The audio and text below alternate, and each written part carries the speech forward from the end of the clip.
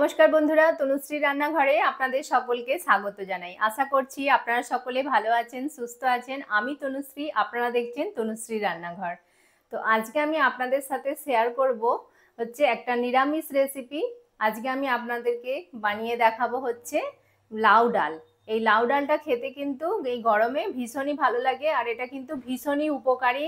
মানে এই গরমে শরীরকে ঠান্ডা রাখার জন্য, পেট ঠান্ডা রাখার জন্য এই লাউ ডাল কিন্তু আমাদের শরীরের পক্ষে ভীষণই উপকারী। তো আজকে আমি সেই লাউ ডালের রেসিপি আপনাদের সাথে শেয়ার করবো, আর খুব সহজভাবেই কিন্তু আমি বানিয়ে দেখাবো। আর খুব ঝটপট তৈরি হয়ে যাবে, আর একদম অল্প উপকরণ দিয়ে খুব সহজেই এটা আপনারা বানিয়ে ফেলতে পারবেন। আর এটা খাওয়া কিন্তু এই গরমে ভীষণই উপকারী শরীরের জন্য। আর এটা কিন্তু যেমন হেলদি তেমন কিন্তু টেস্টিও, খুব খেতে ভালো হয় এটা। তাহলে চলুন ঝটপট শুরু করে দিই আজকের রেসিপি লাউ ডাল। লাউ ডাল বানানোর জন্য দেখুন এখানে আমি 200 গ্রাম লাউ নিয়েছি। আর লাউটাকে কিন্তু একদম ভালো করে দেখুন আমি ঝিরিঝিরি করে এরকম লম্বা লম্বা করে কেটে নিয়েছি, সরু সরু করে। দেখুন ঠিক এরকম সরু সরু করে কেটে নিতে হবে। আমি কেটে ধুয়ে একদম পরিষ্কার করে রেখেছি। আর লাগবে হচ্ছে মুগ ডাল। একদম সম্পূর্ণ নিরামিষভাবে আমি এটা বানাবো, সেই জন্য আমি মুগ ডাল নিয়েছি। আপনারা চাইলে এটা মুসুর ডাল দিয়েও বানাতে পারেন, দুটো ডালেই কিন্তু খেতে ভালো লাগে। তো আমি আজকে মুগ ডাল দিয়ে বানাবো, যেহেতু নিরামিষভাবে বানাচ্ছি সেই জন্য। আমি এখানে 100 গ্রাম মুগ ডাল নিয়েছি। আর মুগ ডালটাকে আমি শুকনো খোলায় ভেজে নিয়েছি।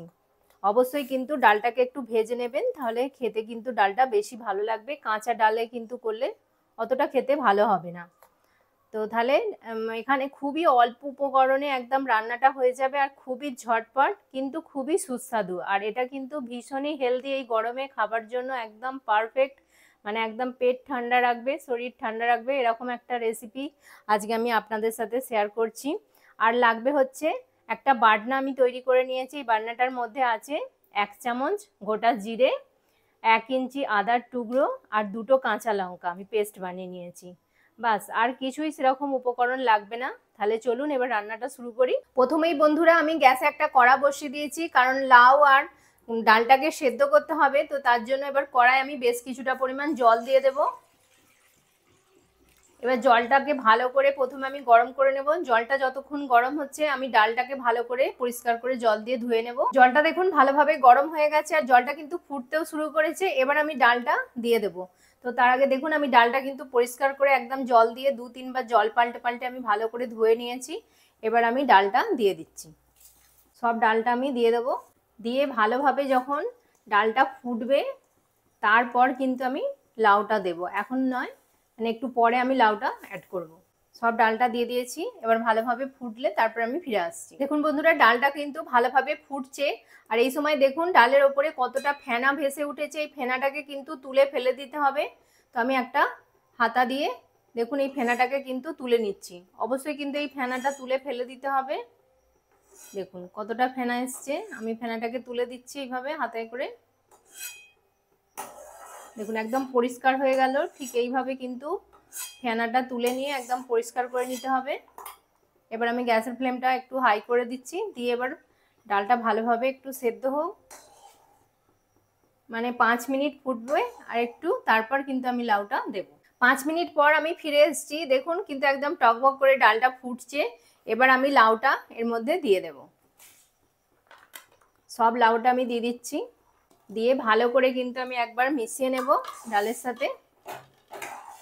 মুগের ডাল কিন্তু সেদ্ধ হতে খুব বেশি সময় লাগে না, খুবই তাড়াতাড়ি সেদ্ধ হয়ে যায়।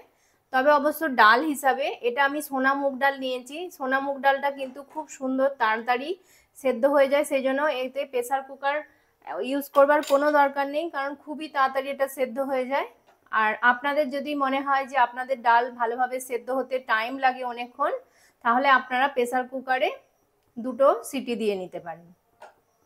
তবে কড়াতে করলে কিন্তু টেস্টটা কিন্তু খুব সুন্দর হয়। তো এবার আমি সেদ্ধ করে ফিরে আসছি। আপনারা এই সময় একটা চাপা দিয়ে দিতে পারেন, আর গ্যাসের ফ্লেমটা লো টু মিডিয়ামে করে দিয়ে একটা চাপা দিয়ে দেবেন, তাহলে কিন্তু খুব তাড়াতাড়ি সেদ্ধ হয়ে যাবে।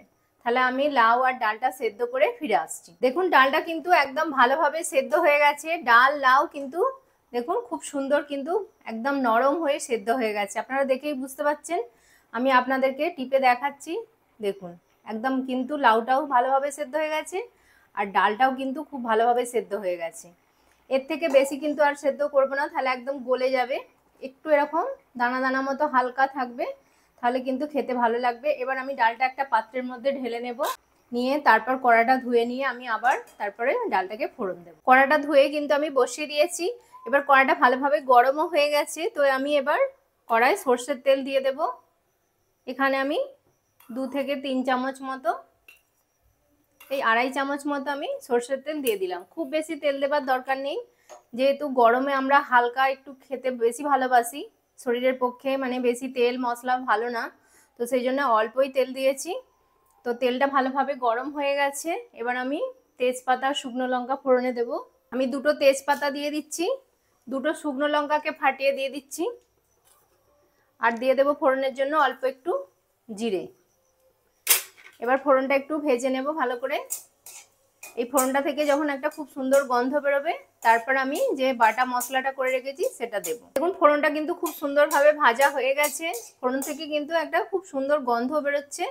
এবার আমি যে আদা কাঁচা লঙ্কা বেটে রেখেছিলাম সেটা এবার দিয়ে দেব। আদা কাঁচা লঙ্কা জিরেকে একসাথে বেটে নিয়েছিলাম। এবার এতে দিয়ে দেবো স্বাদ অনুযায়ী লবণ। এই সময় কিন্তু তেলে আদাটা দেবার পর তেলটা কিন্তু খুব ছিটকায়, সেই জন্য সাথে সাথেই কিন্তু লবণটা অ্যাড করে দেবেন, তাহলে এই ছিটকানোটা কিন্তু অনেকটা কমে যাবে।